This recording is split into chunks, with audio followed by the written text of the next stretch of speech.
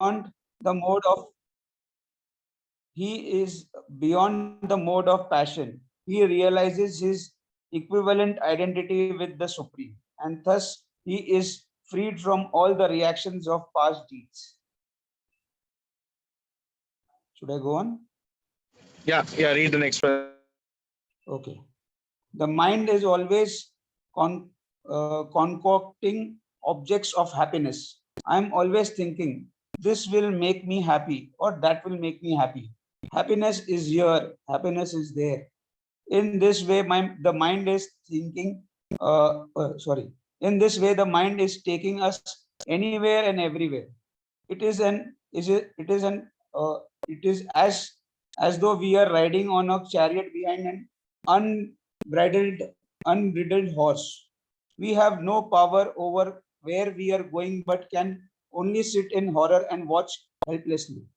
As soon as the mind is engaged in the process of Krishna consciousness, specifically by chanting Hare Krishna, Krishna Krishna, Hare Hare, Hare Rama, Rama Rama, Hare Hare, then the wind horses of the mind will gradually come under our control.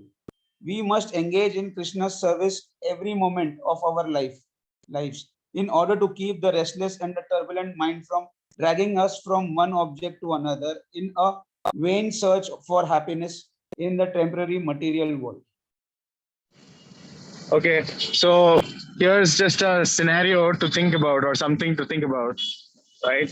So very, very interesting analogy here Prabhupada is giving, and actually Krishna also gives the body being like a chariot, and the five senses or five horses. The mind is like the reins, intelligence is the driver, and the soul is the passenger. So just imagine for a second, right? You enter a cab, and you basically cannot say anything to the cab driver. You're probably tied behind, and आपका मुंह बंद कर दिया है, and the cab driver is taking you wherever he wants, right? As per his will and wish. How will you feel? Sorry? Helpless, We'll feel scared, right? helpless. It's actually helpless. A horrific situation to be in. So actually we are in that horrific situation every single day. Right? And it's like we are currently, the mind is an enemy and he's not very far. Just think that, आपका enemy बाजू में बैठा है with a sword ready to cut you. The minute you have any loose moment, any lapse of attention, he's ready to just, swing the sword and cut you. So that's the kind of situation actually we are in. If the mind is an enemy, so therefore training, which is mentioned here, that we have to train the mind to a point where it actually becomes a friend and is inspired and happy to be engaged in Krishna conscious activities. Okay, Ruchit Prabhu, you can read further unless Himandu Prabhu is with us. Unless he can read, you can go on. Himandu Prabhuji? Yeah, I think he unmuted. Oh no.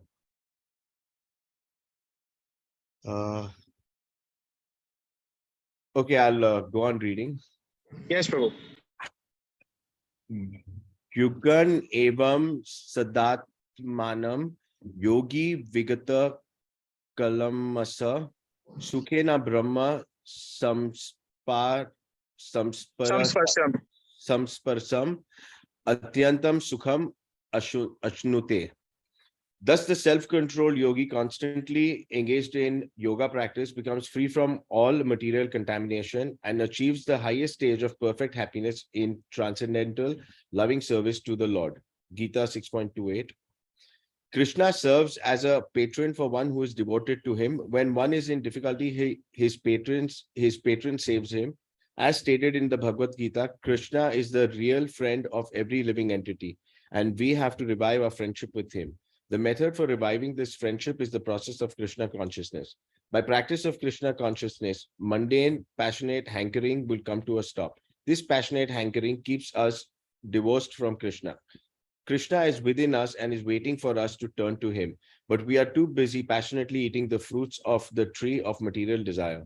This passionate compulsion to enjoy these fruits must stop, and we must situate ourselves in our real identity as Brahman, pure spirit. Yeah. So even practically, we can understand this very, very easily, right? To be happy, right? This chapter is primarily talking about through way to happiness, right? So in order to be happy, we have to be stress-free, right? We have to be at peace. We have to be or not in anxiety, Right. right? So this particular paragraph, it talks about, or I can give you an example which Prabhupada gives, right? So say for example, Ruchit Prabhu, your daughters, right? When they were very, very young, or even now they're young, yeah, they're 6 years old, right? Yes. So if sometimes they may stand on a table, or or maybe when they were younger, they would stand on a table, and if you were on the other end, they would just come running, not caring कि अरे मेरे को jump करना है नीचे, थोड़ा distance है. They won't care, right? They would jump from anywhere because they know that you'll be holding them, isn't it? Right? So when you have that patron, who's ready to take care of you, you're carefree like a child. You can just run and jump. Take that leap of faith. So similarly, when we understand that yes, we have our patron Krishna, right? We can actually be very, very free, mentally free, without anxiety, and we can actually do wonderful things, take all kinds of risks also, but it's not really a risk. The minute we see Krishna's hand somewhere, like one of my very good friends is Grace Apur Gopal Prabhu. That's his principle of doing anything. So if there are tough situations and decisions that he has to make, right? He kind of prays and tries to see where is Krishna's hand. What is Krishna's indication? So if he sees somewhere Krishna's hand is there, that okay, this has been done by Radha Rasbihari personally. No matter it may seem difficult, no matter it's a difficult choice, but he could somehow the other, get that indication, see Krishna's hand there. He would just blindly go there. And it has always worked out for him, practically always. Not even a single time that he has been, sorry about such a decision. Right? So we have to actively seek to look and find Krishna's hand and make those conscious choices. So, and we can be very carefree. Just like, the child doesn't need to think, niche kitna feet distance hai. Patron is there, father is there, he can jump and he'll catch. Okay, so I think any other thoughts, Prabhus? Any questions? Because we'll end here today. It's already 8 o'clock, and I'm sorry I'm on the road, but so it's a little difficult. But we will also come to the end of the chapter, so I think it's a good pause. So any reflections or thoughts you have? Ruchit Prabhu, you're saying you kind of loved it, so you can share some realizations if you have, or even Amit Prabhu. Yeah, I was reading. Before this, I was reading this book called Journey to Other Planets. That also I got from ISKCON. And then now we started this book. And this book is also really interesting. I mean, I think all these books will help us with the way of life. How to, like in day-to-day life also, what you should do, not do, things like that. And give you more perspective towards it. And these are also very good material to even talk to others too. Of course, yes. Personal application first, and then very, very, very easy to kind of discuss with others as well. Yes, yes. Amit Prabhu, any thoughts, any realizations you want to share, or any questions? Prabhuji, I wanted the link of the book. If you can share it in the group. I'll share it right now. Okay. Because I also found it very interesting and very catching. Amit, if you have Kindle, then it's available on Kindle. I got it on Kindle also. I do not have that. It's on vedabase.io. Yeah, I already shared, Prabhuji, the link. Okay, great. Yeah, great. I got it. So these are all small books of Prabhupada. These are like 1 day, 2 day reads, to be honest. Yeah. Prabhuji, I have a quick question. It's not relating to this book, but the book that I had read previously. Sure. just like if you can give some insight. There was this one thing about where it said, which are like the 5 most important things that a devotee should follow. And in that, obviously, one of them was you should always chant, the Mahamantra. Now, the only thing is that it said, but the line was that there are 10 offenses that one can actually do while chanting, which you Correct. should not. So, but I couldn't find anywhere what exactly are those 10 offenses.